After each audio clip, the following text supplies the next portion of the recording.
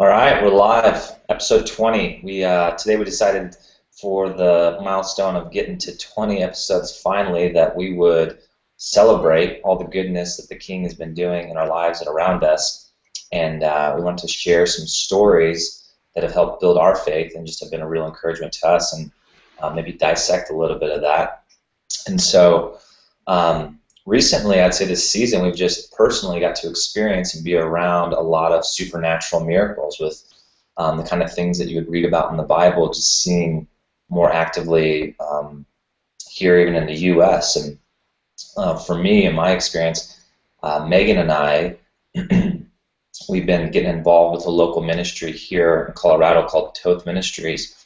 And at two separate times when we were there, I saw a blind guy get healed. He wasn't even asking to get healed. He was just worshiping the Lord, and he just felt like God told him, like, "Hey, I want to heal you," and it happened. And it was, and it sounds funny even now to say, because I feel like that would build my faith so much continually. But I recognize that the enemy continues to try to steal those seeds away and tries to pull my memory away and just the realness of it.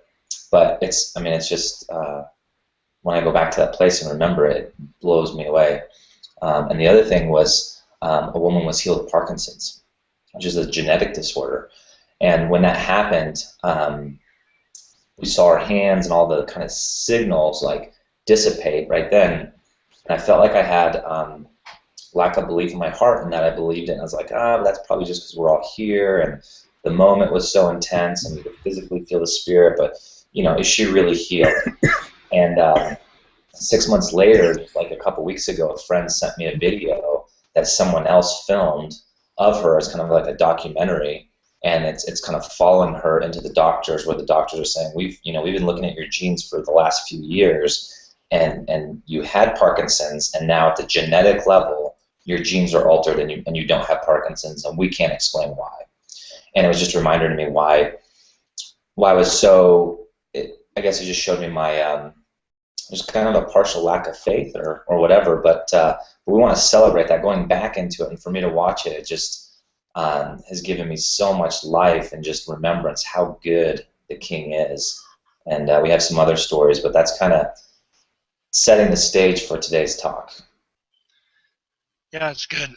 It's exciting, and I think the thing that we forget to realize is that even though we can know it intellectually, we're spiritual beings, and so there's this body, mind, and spirit that's constantly in play, and especially in the Western world, surrounded by all our distractions and everything else, we start to lose the expectation that God is moving all the time on the spiritual level. And I think it's amazing that as humanity in general, and again, I'm speaking particularly of the West, we don't operate as spiritual beings. We operate as very physical creatures. Other parts of the world that aren't as sophisticated or technologically advanced, the spiritual is part of everyday reality, and things are constantly happening, and you see typically you see a lot more miracles in third world and other things like that, but we're starting to see that more in the West now as well. And I don't know if it's do you think something's shifting on the global scale with miracles and activity, or what is that? What's going on? It's interesting to think about. Yeah, that topic in general, I feel like I think revival is a word that's thrown around a lot, but a movement for sure in the U.S. with this younger generation that has an anticipation. I don't know. It depends. I've seen the elderly with this anticipation, but it feels like the body as a whole is like kind of bloom. Like there's a season that's coming about, and personally, just my experience has been I'm running into it more and more than I ever have on U.S. soil. Every time we travel overseas, we always see it, but definitely seeing this like anticipation or this restlessness for believers in the church that are wanting more. And I think there's some really great leaders that are leading this kind of stuff, and that's encouraging people. And so it just kind of feels like a wave coming, and people are getting on it. Yeah, it's interesting. Like I was talking, when was that? I don't know. Sometime over the holidays, like we were at Emily, my wife's parents' house, and they had some friends over, and they had this couple came over, and I was talking to him. I've known him for a while now, but I haven't seen him in a while. And he was telling me, like, he had just written this book about um, how, like, lots of people have kind of had, like, this sour taste in their mouth from the church and their experience there. And some of, like, he's a very, like, um, he's seen a lot of miracles. And, like, I was kind of talking to him about this whole idea of, like, yeah, why don't you think we see miracles in the West that much? He's like, I don't know what you're talking about, man. He's like, I see him, like, all the time, and he has for like 20, 30 years. He's just like constantly seeing him, and it made me kind of think about it and stop. And like when we talk about expectancy, I think there's kind of two parts to what I was thinking, and what you just kind of triggered it, Ken, was, you know, whenever you go overseas, I feel like our focus is we're focused on like probably a spiritual element over there a little more, and then we come home and we're doing our own thing. Or like I'm up, you know, right here in the mountains. Like I don't know anybody. My community kind of is like not what it should be, and like I'm more like trying to keep my head above water a little bit, and you know, be around for family and stuff like that. But like we're not going and injecting ourselves in those situations. And like when I was talking to Will, this guy, he's like, dude, we're like Kelly and I are constantly seeing this. Like we go pray for people all the time, and like people. You know, he's like, yes, I've been out of the country and I've seen it too, but I've been seeing it for 30 years. And it made me like kind of check myself and be like, okay, like maybe I'm just not in, you know, like number one, I'm not being expectant. Number one, or number two, I'm not putting myself in the spot to go get it and go see that and go like exercise like that faith in what Father can do, you know. It was, I don't know, but it was cool. It kind of just reminded me. That's a good reminder. That's convicting to me. It's a huge reminder. I mean, I'm thinking about, yeah, anytime I'm looking for it, he's there. He's faithful, and it's always happening. And it's like when I have the blinders gone, I'm seeing it or participating in it or being in it. And I think, yeah, depending on my environment is partially I'm allowing my environment to set my expectation, which is not good. Well, and you can. Like dive into the story that I'm about to partially share in a second, but like, so you were just telling us about the Chipotle story.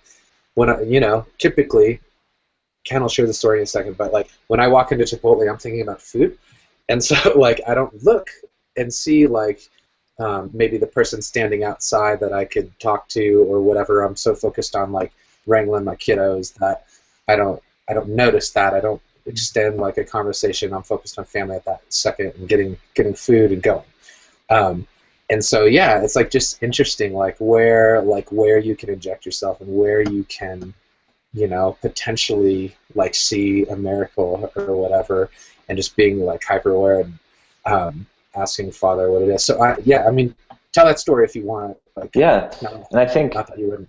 I think the more important thing here is you said to see a miracle, and it was reminding me that I think the reason that we want to be part of these, or we want to see them, is because God cares about His people so much. He cares about, you know, the small needs and the big needs, and He gives us an opportunity to meet people in those places and to show them His love in a really physically tangible way, as a father taking care of his children.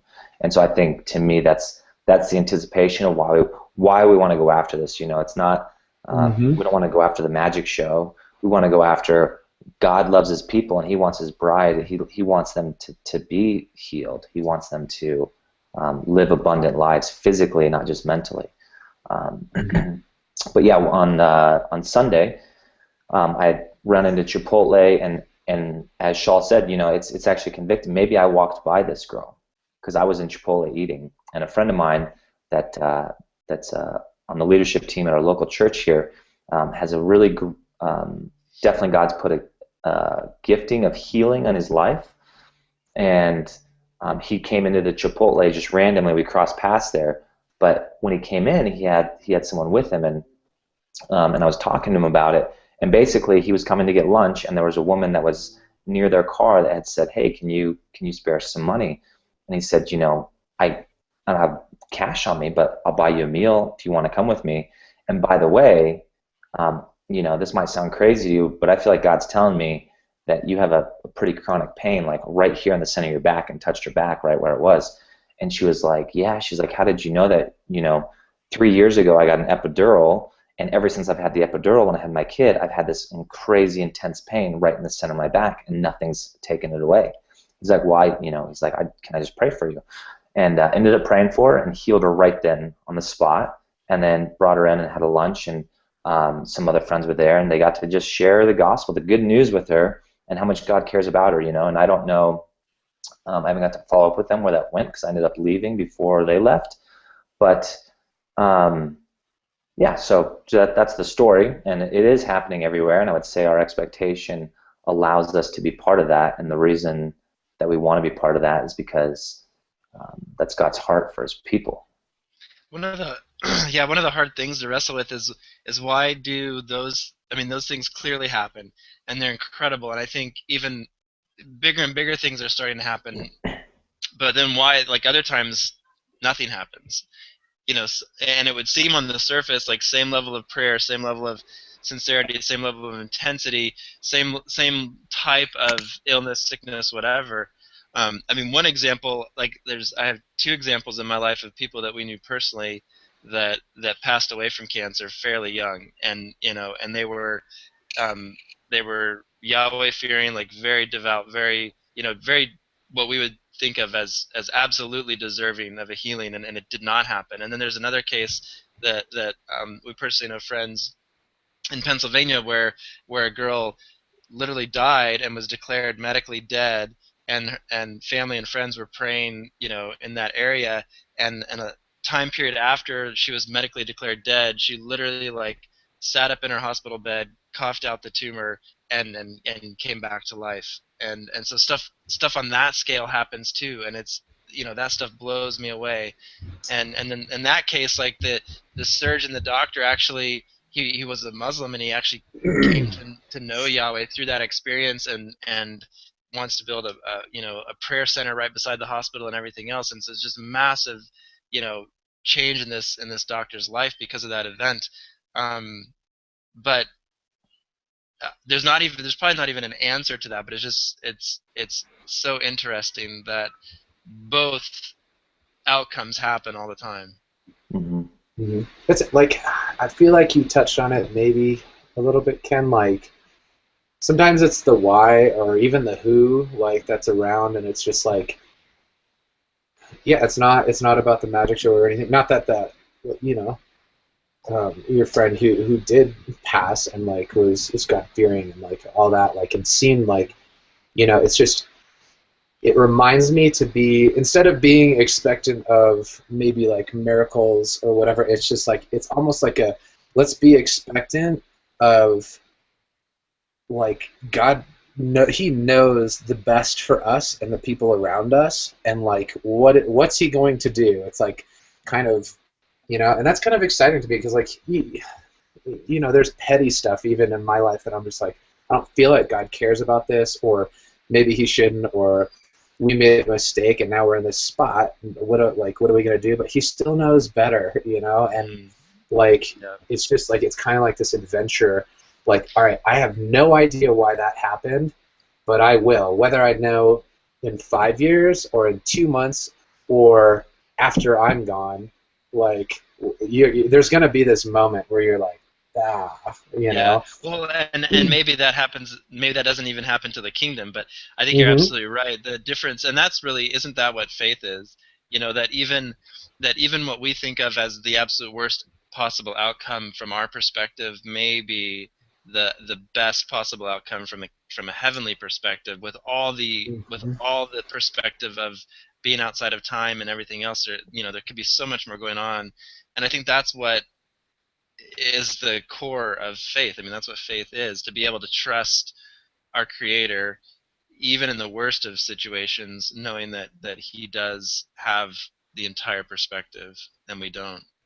I'm trying to find this note, like, there's this, like, I'm trying to, okay, so the gist of, like, what I'm looking for, there's, like, kind of praying for like what we want, like is this idea of like it sounds really weird, like if like what I really want in my life is to know Father the best I can, like be obedient and all that. I'm kind of praying for that, and sometimes I don't feel like that prayer or whatever. But the book I was reading that this kind of came out of, it was talking about like praying for what you want is like is praying like if you had all the information, like if you had all the information that Father has on your life and your like your circumstance and the things around you, like that would be the thing you pray for if you had that information, I guess. I don't know if that's a great way of explaining it, but like I don't know where I was going with that, but you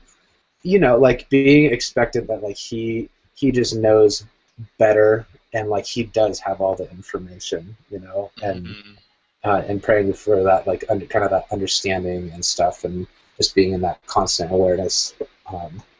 Yeah, and I just want to get better at that, like the Chipotle thing. Like I want to get better at seeing the person, and then asking the question, like, and the question and the answer may like always be, nope, not today. Don't talk to that person. But I want to ask Father so I know, you know. And right now I'm not there. I'm focused on other things, you know.